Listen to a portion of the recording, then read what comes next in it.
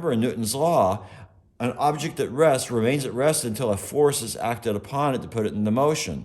Well, you have to act. We're always putting forces on our hands, wrists, and fingers to get them to move.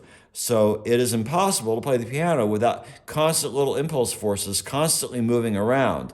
So the idea here would be to use these little impulse forces that move the least amount of mass. So I'm going to propose that the best way of that playing that double arpeggio is to put the number 2 index finger as high up here as you can and play the draw this way, and then and there's very little motion needed. You say, oh, that arm and that elbow look tight. No, they're not. They don't need to move much when you do that. They need to move just a little bit, and they're still very free. It's very free. Nothing's held unnecessarily in a tight position.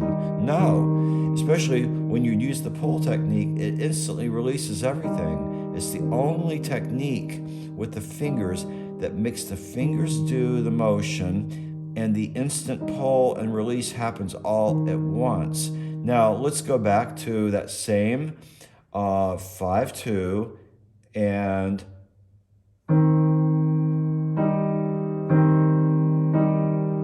too much motion up here. Very little motion because my wrist is more aligned. Now let's go to the 5-1. It's really very little motion with 5-1 followed by 4-2. Even with the thumb down here, further down the key. Let's bring the thumb further up the key. That works just about as well as this. You see, they both work really well. I prefer now, and I didn't before, this by getting that index finger way up there. Now the leverage factor, playing as high up in the key as you can, there's less leverage you get because the longer the lever, the least amount of force needed to get the same action in the hammer.